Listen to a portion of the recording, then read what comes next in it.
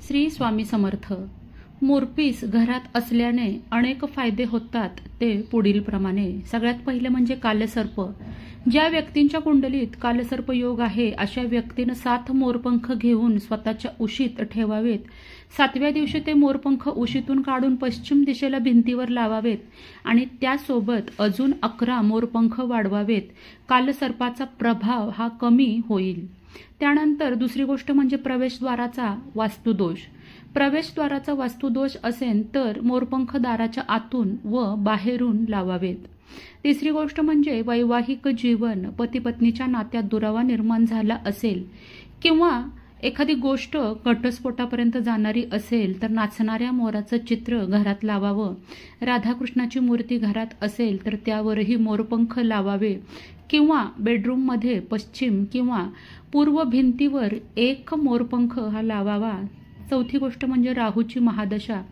ज्यांच्या पत्रिकेत राहूची महादशा असेल त्यांनी आपल्या घराच्या वायव्य कोपऱ्यात मोरपीस लावावे, त्यानं प्रभाव कमी होण्यास मदत होईल। 5वी गोष्ट म्हणजे हट्टी व तापट मुलं।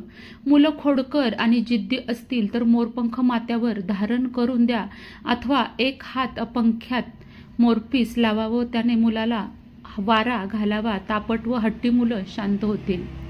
6वी गोष्ट म्हणजे स्वयंपाकघरातील वास्तुदोष। स्वयंपाकघरातील नैऋत्य कोपऱ्यात लाल धाग्यात सफेद कवडीसोबत 2 मोरपीस बांधावे, त्यामुळे स्वयंपाकघरातला वास्तुदोष नाहीसा होतो। 7वी गोष्ट म्हणजे शत्रू मित्र बनवण्यासाठी आपल्याला काय उपाय करता येईल तर पुष्प नक्षत्रावर मंगळवार अथवा शनिवार असल्यास मोरपिसावर अष्टगंधानं शत्रूचं नाव रात्रीच्या वेळी लिहून सकाळी ते मोरपीस पाण्यात प्रवाहित करावं, यामुळे तुमचे शत्रू हे तुमचे मित्र होतील। 8वी गोष्ट म्हणजे लहान मुलं रात्री घाबरतात तर त्यासाठी चांदीच्या ताईतमध्ये 1 छोटा मोरपीस टाकून मुलाच्या गळ्यात सोमवारी बांधावा। या उपायानं लहान मूल रडत असल्यास त्याचं रडणंही बंद होईल व त्यास नजरही लागणार नाही।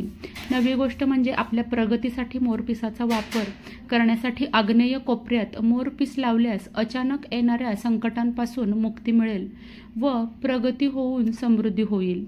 10वी गोष्ट म्हणजे देवघर। आपण करत असलेल्या सेवेचं सफलतेने फळ मिळवण्यासाठी देवघराला मोरपंखाने सजवावं व कुंकू लावून ते पूजावं। 11वी गोष्ट म्हणजे सुखमय जीवन।